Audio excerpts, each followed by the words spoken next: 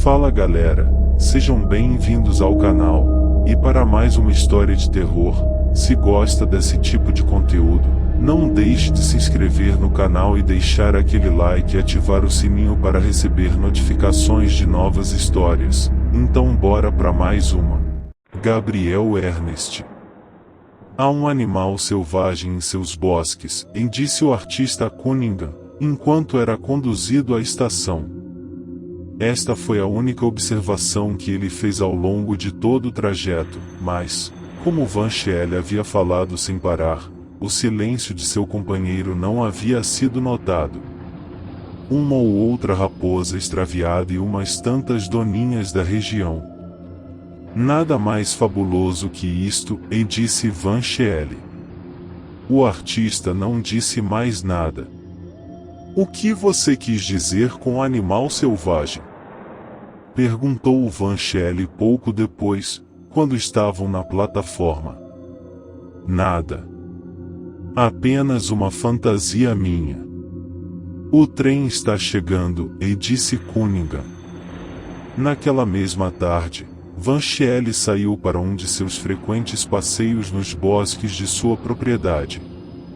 Havia uma ave migratória empalhada em seu estúdio e ele conhecia os nomes de um grande número de flores selvagens.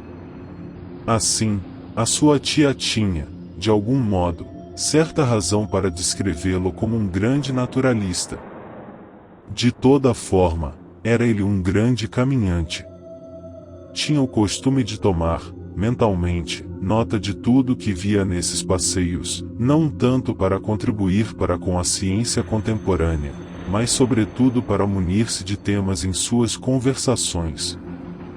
Quando as campânulas azuis começaram a florescer, ele fez questão de participar o fato a todas as pessoas. A época do ano poderia ter prevenido seus ouvintes da probabilidade de tal ocorrência, mas pelo menos pensaram que Van Schelle estava sendo absolutamente franco com eles. Todavia, o que Van Schelle viu naquela tarde em particular fora algo muito distante de suas experiências ordinárias. Numa plana saliência rochosa, que pende sobre uma laguna profunda, em meio a uma clareira de um bosque de carvalhos podados, um jovem de cerca de 16 anos estava estendido, secando deliciosamente os seus membros morenos ao sol. Tinha os cabelos molhados, redistribuídos na cabeça por um mergulho recente.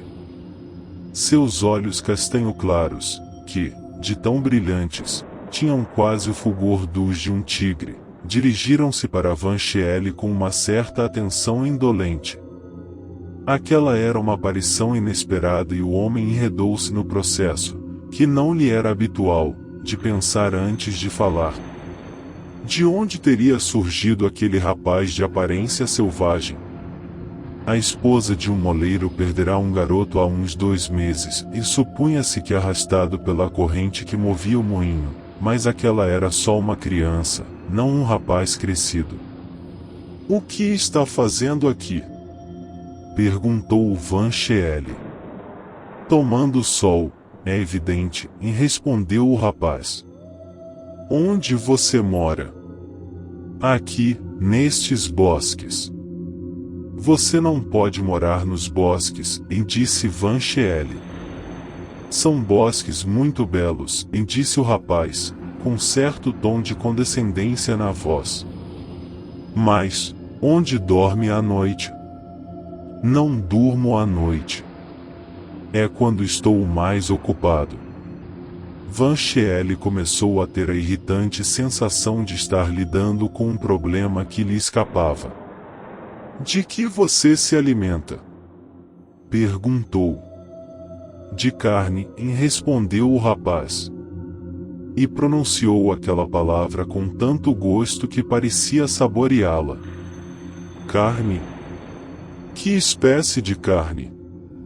Já que lhe interessa, de coelhos, aves selvagens, lebres, aves de cativeiro, cordeiros e crianças, quando consigo alguma. Geralmente, elas estão muito bem trancadas à noite, quando geralmente caço.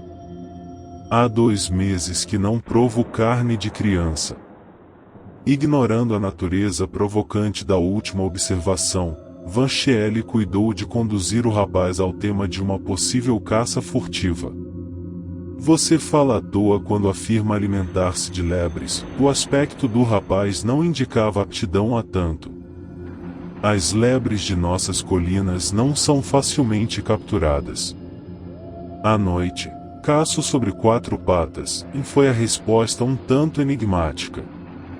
Suponho, então, que você está a dizer que caça com cães, e arriscou Van Schele. O rapaz virou-se lentamente de costas e soltou um sorriso baixo e estranho, agradável como um contentamento e desagradável como um grunhido. Não acho que algum cão ficaria ansioso pela minha companhia, sobretudo à noite. Van Schele deu-se conta de que havia algo de pavoroso naquele rapaz de olhos peculiares e estranho modo de falar. Não posso permitir que permaneça nestes bosques, declarou, em tom autoritário. Suponho que você há de me preferir aqui e não em sua casa, disse o jovem. A perspectiva daquele animal desnudo e selvagem na casa ordenada e perfeita de Van Schele era evidentemente alarmante. Se você não vai embora por si mesmo, terei de obrigá-lo a partir, disse Van Schele. O rapaz virou-se como um raio, mergulhou na laguna e, em um instante, já havia percorrido, com o seu corpo molhado e brilhante, a metade da distância à margem onde estava Van Schele. Numa lontra, o movimento não teria nada de especial, mas, para Van Schele, era algo de surpreendente num rapaz. Ao fazer um involuntário movimento de recuo, seu pé escorregou no chão úmido e ele se viu prostrado na margem, com aqueles olhos amarelos de tigre não muito distantes dos seus. Quase instintivamente, levou a mão à garganta. O rapaz riu novamente. Era um sorriso em que o grunhido fizera desaparecer todo o contentamento. Depois, com outro de seus movimentos rápidos e surpreendentes, fugiu, mergulhando num emaranhado de ervas e samambaias. Que animal selvagem extraordinário! Exclamou Van Schele, enquanto se levantava. E logo se lembrou da observação de Cunningham: há um animal selvagem em seus bosques. Retornando, devagar, para casa, Van Schele pôs-se a repensar uma série de acontecimentos locais que poderia ser associada à existência daquele surpreendente jovem selvagem. Ultimamente, algo contribuía para a escassez de animais silvestres naquelas florestas. As galinhas desapareciam das fazendas, as lebres quase não eram vistas e chegaram-lhe queixas dos que haviam perdido cordeiros nos rebanhos que pastavam nas colinas. Seria possível que aquele rapaz selvagem estivesse caçando naquela região em companhia de algum cão inteligente? O jovem falará de caçar sob 4 patas durante a noite, mas também insinuara, estranhamente, que nenhum cão gostaria de estar junto a ele, especialmente à noite.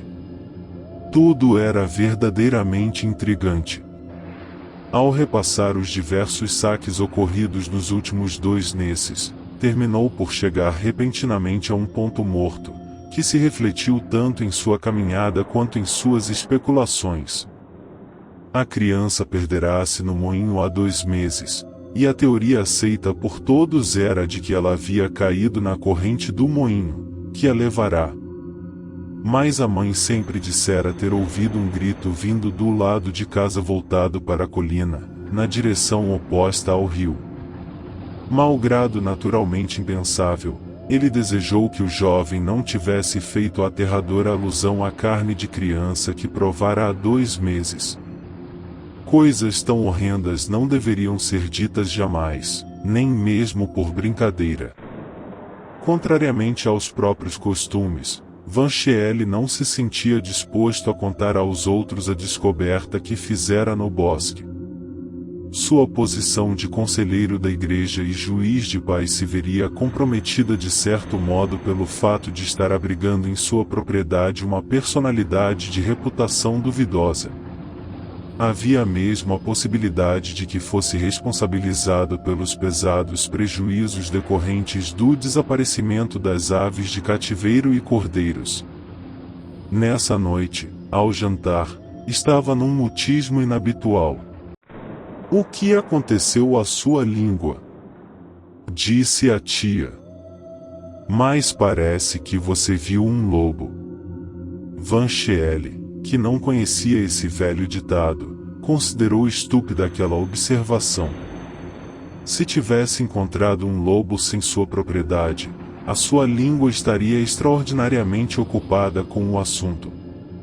No dia seguinte, durante o café da manhã, Vancheelle percebeu que a incômoda sensação provocada pelo incidente do dia anterior não havia de todo desaparecido. Resolveu ir de trem à cidade vizinha, que era sede episcopal, procurar Cunningham e inteirar-se do que ele havia realmente visto. Indagaria ao amigo por que motivo fizera a observação a respeito do animal selvagem do bosque. Tomada tal decisão, a sua habitual alegria em parte retornou, e ele se pôs a cantarolar uma musiquinha enquanto seguia ao estúdio para fumar o cigarro costumeiro.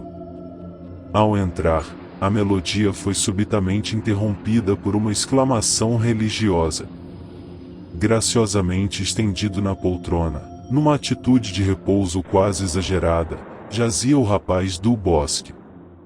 Estava mais seco que da última vez que Vancheelle o havia visto, mas sem nenhuma outra alteração perceptível em sua aparência. "Como se atreve a vir aqui?" perguntou Vancheelle, furioso. "Você me disse que eu não podia ficar nos bosques", e disse, calmamente, o rapaz. "Mas eu não lhe disse que viesse para cá." "E se minha tia ouvir assim?" E com a intenção de minimizar tal catástrofe, Vancheelle apressadamente cobriu o máximo possível seu indesejado visitante com as dobras do Jornal da Manhã. Nesse momento, a tia entrou no gabinete. Este pobre rapaz extraviou-se e perdeu a memória. Não sabe quem é e nem de onde vem, e Vancheelle explicou, desesperadamente, olhando apreensivo para o rosto do garoto perdido, a fim de verificar se era capaz de adicionar alguma inconveniente sinceridade às suas outras propensões selvagens. A senhorita Vancheelle ficou imensamente interessada. "Talvez tenha uma inicial em suas roupas de baixo", e sugeriu. "Parece que perdeu a maior parte delas", disse Vancheelle, procurando freneticamente manter o Jornal da Manhã em seu lugar. Um garoto nu e sem lar fascinava tanto a senhorita Vancheelle quanto um gatinho de rua ou um cãozinho abandonado. "Devemos fazer tudo o que for possível por ele", decidiu ela e, em curto espaço de tempo, um mensageiro enviado à paróquia, onde havia um pajem jovem, regressara com um terno e alguns acessórios necessários como camisa, colarinho, sapatos etc. Vestido, limpo e arrumado, o rapaz nada perderá, aos olhos de Vancheelle, de sua aterradora expressão, mas sua tia o achará encantador. "Devemos dar-lhe um nome até que saibamos quem ele realmente é", disse ela. "Gabriel Ernest, eu acho. São nomes agradáveis e apropriados." Vancheelle concordou, embora intimamente duvidasse que os nomes haviam sido dados a um rapaz adequado e agradável. E seus temores não foram amenizados pelo fato de o seu velho e sereno cão de caça fugir de casa logo à chegada do rapaz, de modo a continuar tremendo e latindo no pomar, enquanto que o canário, normalmente tão ativo vocalmente quanto o próprio Vancheelle, limitava-se a soltar alguns pios assustados. Mais do que nunca estava decidido a consultar Cunningham sem perda de tempo.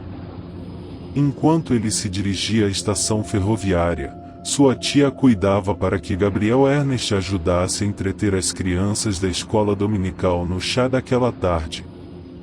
Cunningham, inicialmente, não estava disposto a mostrar-se comunicativo.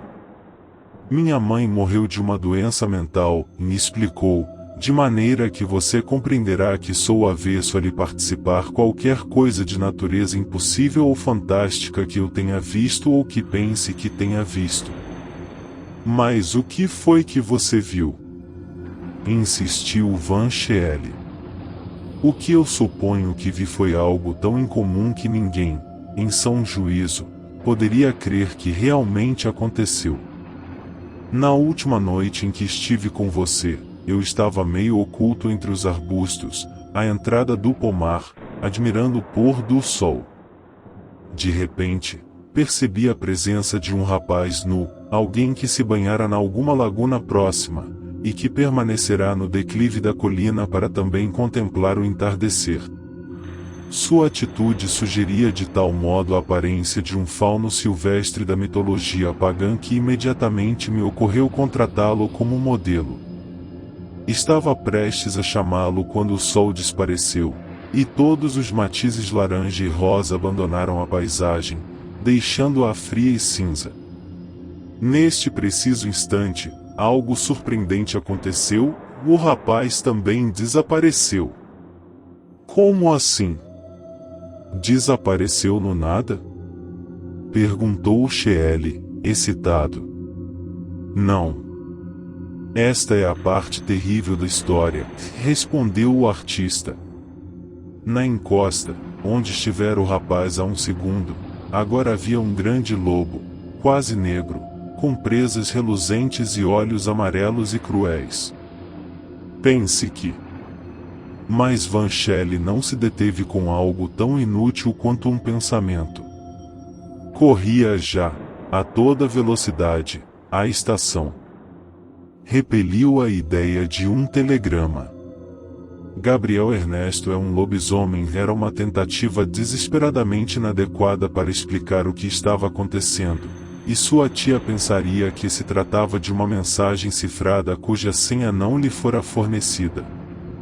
Sua única esperança era chegar em casa antes do pôr do sol. O táxi que tomou ao desembarcar na estação parecia conduzi-lo com uma lentidão exasperante pelas estradas rurais, que já ganhavam matizes rosados e violáceos sob a luz do sol poente. Sua tia já recolhia os restos de geleia e o bolo quando ele chegou. Onde está Gabriel Ernest?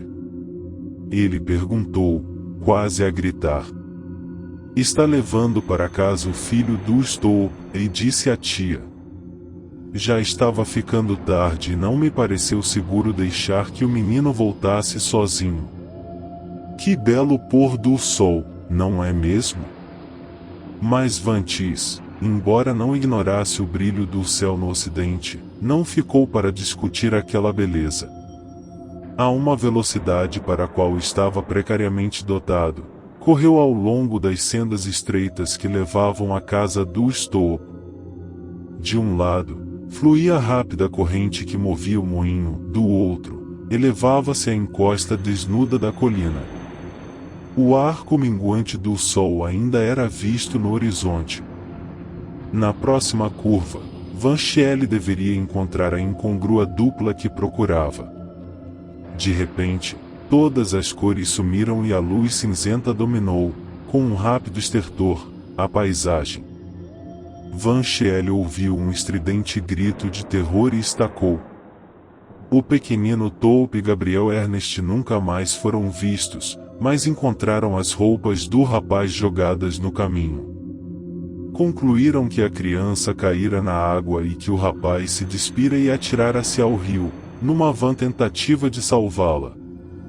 Van Schele e alguns trabalhadores, que na ocasião por ali se encontravam, testemunharam ter ouvido o grito estridente do garoto nas proximidades do lugar onde as roupas foram achadas. A senhora Taupe, que tinha outros 11 filhos, resignou-se decentemente ao luto, mas a senhorita Vantis lamentou sinceramente o desaparecimento do rapaz desgarrado. Graças à sua iniciativa, assentaram uma placa de bronze, na igreja paroquial, em memória de Gabriel Ernest, rapaz desconhecido que sacrificou corajosamente a sua vida pela de outra pessoa. Van Scheel apoiava a tia na maioria de suas moções, mas se recusou por completo a subscrever um contributo financeiro à placa memorial de Gabriel Ernest. Fim. Se gostou, deixa o like e não esqueça de se inscrever no canal.